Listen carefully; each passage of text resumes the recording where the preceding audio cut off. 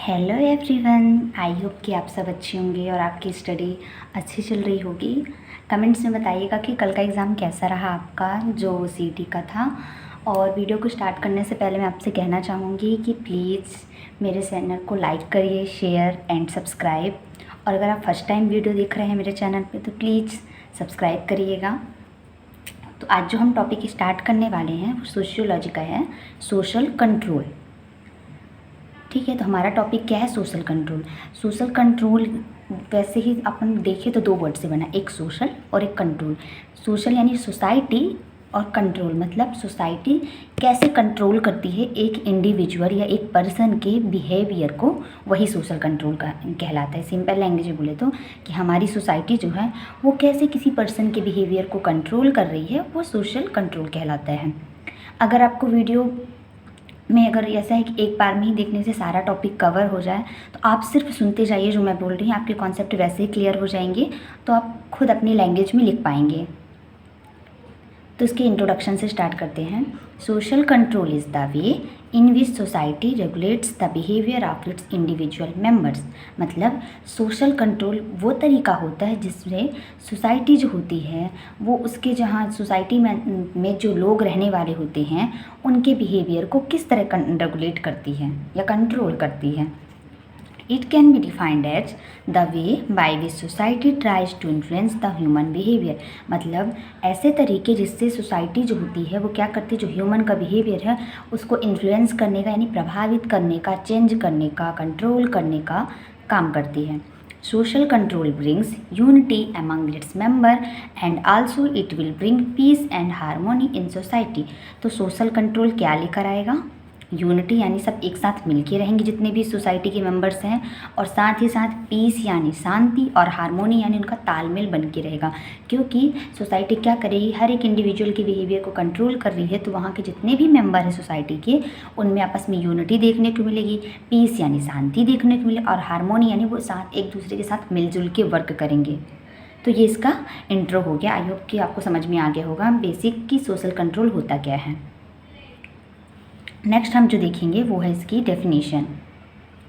According to Ogburn and Nimkoff, social control is the pattern of pressure which a society exerts to maintain order and establish norms. मतलब कि अगर हम कोई definition लिख रहे हैं और अगर हम किसी राइटर के अकॉर्डिंग लिखते हैं ना तो उसका बहुत अच्छा इंपैक्ट पड़ता है। अगर 2 मार्क्स की डेफिनेशन आई है और आप किसी राइटर के अकॉर्डिंग लिख रहे हैं तो आपको पूरे मार्क्स मिल सकते हैं। तो ये डेफिनेशन जो है वो एगबर्न एंड निमकॉफ के अकॉर्डिंग है। उन्होंने क्या बोला? Social control is the pattern of pressure. मतलब सोशल कंट्रोल क्या है? प्रेशर का ऐसा पैटर्न है जो एक सोसाइटी अपने मतलब इंडिविजुअल सोसाइटी में जो लोग रहते हैं उन पे ऐसा प्रेशर डालती ताकि जो उनका बिहेवियर है वो रेगुलेट कर सके। जब उनका बिहेवियर रेगुलेट रहेगा तो हमारी सोसाइटी के जो ऑर्डर्स हैं, जो नॉर्म्स यानी रूल्स रेगुलेशंस, ये सारे मेंटेन रहेंगे। क्योंकि सोसाइटी वहाँ के जो पर्सन हैं उनके बिहेवियर को कंट्रोल करके रखेगी, तो वो ऑर्डर, ये नॉर्म्स, वैल्यू सब कंट्रोल में रहेंगे और सब रेगुलेट रहेंगे। नेक्स्ट हम देखेंगे टाइप्स सोशल कंट्रोल के। Following are the types or means or mechanism or techniques of social control. तो आपको याद रखना है कि अगर टाइप्स पूछेगा सोशल कंट्रोल का तो भी हम यही लिखेंगे, अगर मीन्स ऑफ सोशल कंट्रोल पूछेगा तो भी हम यही लिखेंगे, मैकेनिज्म पूछेगा तो भी हमारा यही आंसर जाएगा, और टेक्निक्स पूछेगा तो भी।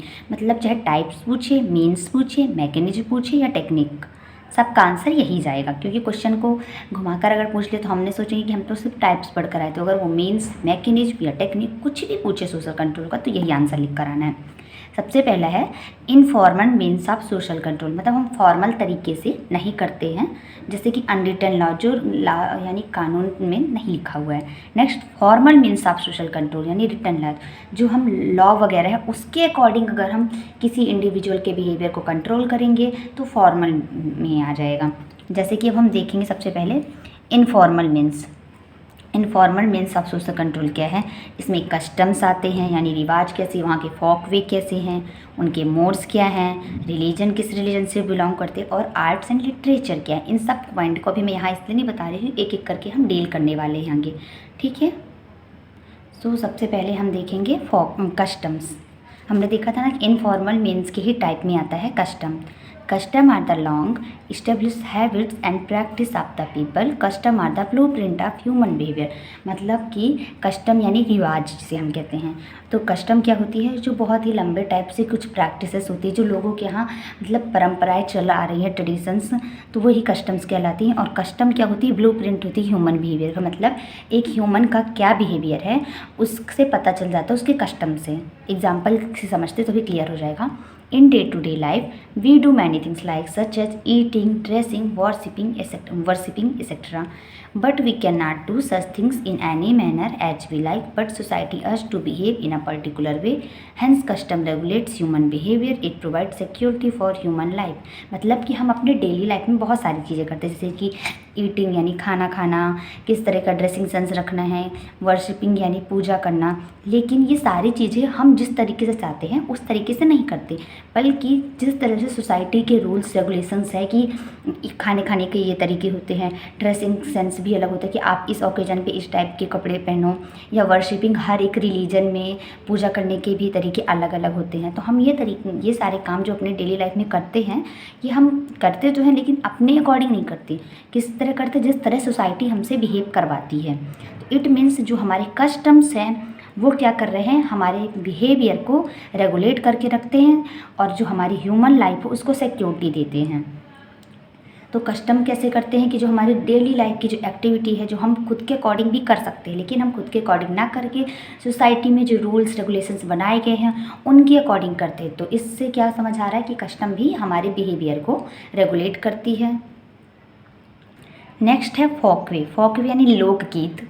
फोकवे differ from people to people and group to group and society to society. मतलब फोकवे जो होता है एक पर्सन से दूसरे पर्सन में भी चेंज हो सकता है, एक ग्रुप से दूसरे ग्रुप में भी अलग अलग हो सकता है, और एक सोसाइटी से दूसरे सोसाइटी में अलग अलग हो सकता है। Folkways are considered as the acceptable way of behaving in society which arise unconsciously to meet the problems of social living। मतलब फोकवे को क्या बोला गया, एक ऐसा तरीका जो मतलब सोसाइटी में एक्सेप्ट किया जा सकता है कि हम एक सोसाइटी में रह के एक पर्सन किस तरह बिहेव करता है। फोकवे कैसे अराइज हुआ, मतलब तो जो हमारे अगर हम सोसाइटी में रह रहा है कोई पर्सन, तो उस वहाँ रहने पर उसको जो प्रॉब्लम हो रही है उसके कारण से फोकवे अराइज हुआ है। According to A.W. Gain, folkways are those ways of acting that are common to a society or a group that are handed down from one generation to the next। मतलब A.W. Gain ने कहा कि folkway ऐसे तरीके होते हैं behave करने के जो एक सोसाइटी में कॉमन हो सकते हैं, एक ग्रुप में कॉमन हो सकते हैं, और जो एक जनरेशन यानी एक पीढ़ी से दूसरी पीढ़ी में दिए जाते हैं। तो हमने क्या समझा कि फोकवे एक इंसान से दूसरे इंसान में भी अलग अलग हो सकता है, एक ग्रुप से दूसरे ग्रुप में भी अलग हो सकता है, और सोसाइटी में भी अलग हो सकता है। फोकवे वो तरीके हैं कि जब हम किसी सोसाइटी में रह रहे हैं तो वहाँ रहने पे हमें जो प्रॉब्लम्स क्रिएट होती हैं उसके अकॉर्डिंग हम कुछ फोकवे अडॉप्ट कर लेते हैं, ठीक है। और फिर यही फोकवे क्या होते हैं, एक जनरेशन से दूसरे जनरेशन पास होते रहते हैं। तो ये हो गया फोकवे। नेक्स्ट हमारा है modes. Modes are of great significance to society. The modes are related to the fundamental needs of society more directly। मतलब सोसाइटी में जो मोड्स होते हैं यानी रीति वगैरह होती है उनका बहुत ज़्यादा इंपॉर्टेंस है। और जो मोड्स किससे रिलेटेड होते हैं, हमारी सोसाइटी में जो ज़रूरतें हैं, हमारी सोसाइटी में जब हम रह रहे हैं तो जो ज़रूरतें हैं उससे हमारी मोड्स डायरेक्ट रिलेट करती है। एग्जाम्पल से भी समझ में, डेफिनेशन से देखते हैं। According to Gillin and Gillin यानी गिलिन के according, mores are those customs and group routine which are thought by the members of society to be necessary to the groups continued existence. मतलब mores वो custom होते हैं या वो group की जो रूटीन एक्टिविटी, मतलब वो रिवाज हैं या ऐसी एक्टिविटी जो ग्रुप में डेली बेसिस पे हो, जो कि ये सोचा जाता है, जो सोसाइटी के मेंबर होते हैं वो सोचते हैं कि हमको ये रिवाजों को या ये एक्टिविटी को लगातार करना है, जिससे हमारा जो ग्रुप है या हमारी जो सोसाइटी है उसका एग्जिस्टेंस बना रहे यानी अस्तित्व रहे। तो मोड्स का क्या मतलब होता है, अगर सिंपल लैंग्वेज समझे तो मोड्स में जो हमारे सोसाइटी के जो मेंबर होते हैं वो कुछ ऐसे रिवाज हो गए या कुछ ऐसी एक्टिविटी बनाते हैं जो कि कहा जाता है कि सबको फॉलो करना है। इसलिए उनका ये मानना है कि अगर ये सारे तरीके सब फॉलो करेंगे तो जनरेशन बाय जनरेशन ये पास होता रहेगा, जिससे जो हमारी सोसाइटी है, जो हमारा ग्रुप है, उसका एग्जिस्टेंस बना रहेगा यानी अस्तित्व बने रहेगा। Thus mores are the guardians of society, it brings social order. इसलिए जो मोड्स क्या है, हमारी सोसाइटी के गार्जियंस हैं। गार्जियन जो हमें गार्ड करते हैं, हमें प्रोटेक्ट करते हैं। और मोड्स ही क्या करते हैं, सोशल ऑर्डर को लाने में हेल्प करते हैं। कैसे कि अगर हमने सोसाइटी के मेंबर्स ने कुछ रिवाज बना दिए हैं, कुछ एक्टिविटी बना दी है जिसे सबको फॉलो करना है, तो अगर सब सेम उसी सीक्वेंस को फॉलो करेंगे तो एक ऑर्डर चलता रहेगा ना सोसाइटी में, वो ऑर्डर मेंटेन हो जाएगा। तो ये हो गया मोड्स। नेक्स्ट पॉइंट है हमारा रिलीजन। रिलीजन यानी धर्म। इससे तो आप सबको ही बहुत अच्छे से ही फैमिलियर होंगे। Religion is attitude toward super human power. मतलब रिलीजन क्या होता है, जो सुपर ह्यूमन पावर है उस पर हमारा एटीट्यूड, हमारा बिलीव कैसा है। सुपर ह्यूमन पावर जैसे कि हमारे लिए God. Religion has several forms like superstition, animes, rituals etcetera. Religion के भी कई तरीके होते हैं या कई रूप होते हैं, जैसे कि सुपरस्टिशन अंधविश्वास मानना, एनिमेज में कि हाँ ये जीव होता है, जीवात्मा या आत्मा, आत्मवाद सिंपल हिंदी में बोले तो। रिचुअल्स यानी कुछ रीति रिवाज चले आ रहे हैं उनके अकॉर्डिंग मानना। Religious influence and control human behaviour. Religions क्या करता है, हमारी ह्यूमन बिहेवियर को प्रभावित भी करता है, इन्फ्लुएंस भी करता है और कंट्रोल भी करता है। It is a powerful agency of informal means of social control which is powerful in rural society.